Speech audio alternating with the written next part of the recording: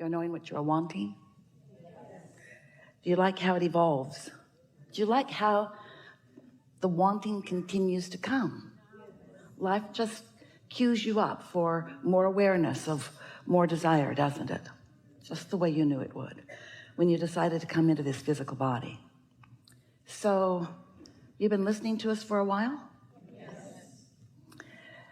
So you think you have the sense of these things. We're just going to offer some fast, brief points of clarity just so that you can focus and come into full clarification, identification, calibration of your source energy stream, and then off we'll go. All right, we're not going to do a long beginning here today because there are a lot of you here and you get the basis pretty much. So here it is. We'll just ask you to focus with us. Do you know that you are the creator of your own reality? And do you understand that you do it because you are continually offering a vibration? It's emitting from you whether you know that it is or not in all moments. And that the powerful law of attraction that manages all connections, all relationships, all rendezvous, all creation in this universe, the law of attraction is responding to your vibration. And so do you get that it is attraction, attraction, attraction, attraction, attraction, attraction, attraction? So isn't it nice when you know that it is attraction to be in control of your output to which the law of attraction is responding? Don't you want to feel secure so that things of a secure nature flow to you? Don't you want to feel secure so that you are not repelling things of a secure nature? Don't you want to feel love and appreciation so that lovely and appreciable things flow into your experience? Esther had a wonderful experience a few weeks ago, coming back from Barcelona, at the airport in Barcelona. They were lined up, hundreds of them, getting on a very big plane, and the boarding time was slow, a little delayed. Lots of people had been standing there for a while, and they began the boarding. And as always, with most airlines, certainly with this one, they ask for people who needed a little extra time to board. And a big line formed, and a lot of people began getting on early because they needed extra time to board. And Esther was standing in the first boarding area after that with a lot of people, all of whom had paid a lot of money for their ticket. They were going to be in the first class cabin, and as this long line of people was boarding the airplane, a woman who was in line behind Esther began protesting openly. Why is she pre-boarding? I don't see a wheelchair or a crutch. I don't even see a limp. Look at that one. I'm 75 years old, she shouted for everyone to hear. And Esther wondered if she was with anyone, but if she was, they weren't owning up to it. And Esther was sort of moving as far away from her as she could because Esther didn't want anyone to think that she was with her either. This went on and on and on and on and on. It was a lot of people pre-boarding. And then Esther and her group were released down the jetway. And this woman is a few people behind Esther, and Esther could hear her protesting all the way down the jetway, very long jetway, onto this very big aircraft. And then as they were settling in, this woman is telling every person who would listen to her, and especially the flight attendants. Esther expected her to go tell the captain. She was really worked up. And Esther thought, oh, this is what I've been hearing from Abraham for such a long time, that when we are spewing our protest, what we want can't come. And it was such a vivid picture. Esther thought, I don't completely disagree with her. She's just more honest than I am. I'm just not shouting it. I have thought some of those thoughts. And we say, whether you're shouting them or whether you're just thinking them, if your point of attraction is one of protest, if you feel disenfranchised, if you feel disadvantaged, if you feel taken advantage of, if you feel disrespected, then the respect and the advantage and the appreciation that you want to come to you, even though you're asking for it and calling it, your protest of not having it is keeping it away. And as the plane took off and everyone settled in, and subsequently a lot of people went to sleep, and Esther got up to go to the bathroom, and as she walked by, here was this protesting woman, sound asleep. She looked like an angel. Isn't that always the way?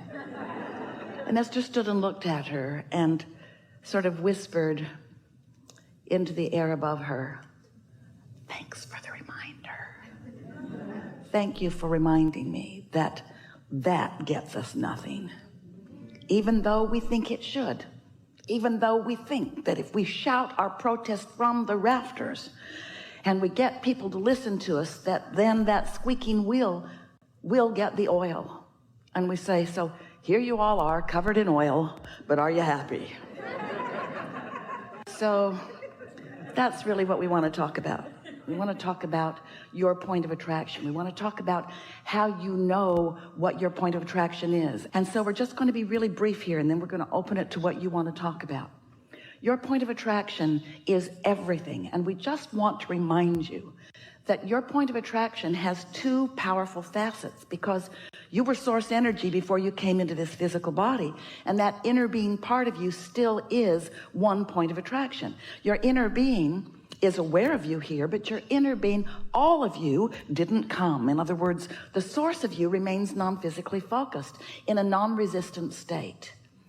So as you are here in your physical body and you're sifting and sorting and evaluating and deciding and determining what you want, you're launching rockets of desire which your inner being captures and identifies and isolates and becomes one with, so that that point of attraction for you on your behalf is very powerful. So when you ask for an improvement in anything, that inner being part of you begins to live it immediately. And the law of attraction responds to that non-physical part of you. The law of attraction is also responding to the physical part of you, who may be, like this woman that we were describing, protesting the injustice of your moment. And so as the law of attraction is responding to your inner being's pure, clear request on your behalf, and your convoluted resistant request, your push and pull request, you've got a sort of tug of war going on inside of you that is exactly what negative emotion is. Anytime you feel negative emotion, it means the law of attraction is responding to who you really are and what you really want and who you're being right now in this red hot minute. So anytime you feel negative emotion, it always means that. It always means you are not a cooperative component to your own desire. You are the only holdout, because when you've asked and your inner being has become the vibrational equivalent of your asking, and the law of attraction is responding to that. And we want to remind you that when the law of attraction is responding to a non-resisted vibration, the power of that is unspeakable. This is the energy that creates worlds. So when your inner being is attracting on your behalf, it is a very big deal. And when you contradict your own request with your awareness of what is, which isn't yet sometimes, often, almost always the full-blown manifestation of what you're asking for, then you are the one, you in your physical body are the one introducing resistance into this equation, and you feel it, don't you? But when you are feeling joy or love or clarity or appreciation, when you're feeling those things that feel like interest, now that means that in that moment you're not contradicting. In that moment you are a cooperative component to your own desire. And when you are a cooperative component to your own desire, then you get to feel energy in motion. Then you get to witness things coming into place for you. Then you get to be the eyes on it, ears on it. You get to be the aware one watching you, allowing your creation to come into being right before your eyes. It's thoughts turning to things right before your eyes. Thoughts turning to things. That's why you're here in this physical body. You're here in a time and space that manifests so that you can see it and hear it and smell it and taste it and touch it. It's why you're here. And your inner being is not here seeing and smelling and tasting and touching and feeling. Your inner being is not having those experiences of your physical senses. Your inner being is the vibrational equivalent of all that you have become and is joyously reveling in your expansion.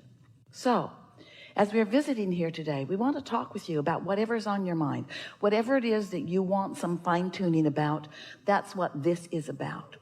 But most of all, most of all, we want you to leave this gathering so aware of what your true point of attraction is, and so wanting and willing and practicing and becoming your own cooperative component to your own desires. That woman that Esther was watching getting onto the plane and watching as she was on the plane, she didn't become a cooperative component to her own desires until she fell asleep. And as soon as she woke up, she stopped being a cooperative component all over again. Because she is what so many humans are. She is so aware of the right now manifestation, such a conditional liver of life, that if the condition pleases her, then she's pleased. Hardly ever happens for her. If the condition doesn't please her, then she's not pleased, which means she just keeps getting more and more and more of what she does not want. But if you can find a way to get out ahead of it, to decide that you're going to be pleased before you stumble into something where you're not pleased, then you have a better chance of remaining pleased, even if you're standing in the middle of something that isn't pleasing you. And here's why we think that would be a good idea and not hard for you to do. When you ask for something, it is always logical that you're asking for something that isn't yet. In other words, you're asking for more money because you want more money. There's logic in that, isn't there? So if you're asking for more money, but you're looking at what is, then you're not looking for more money, are you? You're looking for not enough money if you're looking at what is. But Abraham, aren't I supposed to be honest? Well, you could be true to who you really are. You could be true to the vibrational becoming. You could be true to your desire. You could be true to your true value. You could be true to your request. You could be true to the promise of your experience. You could be true to who you really are. You could be true to the whole notion of deliberate creation.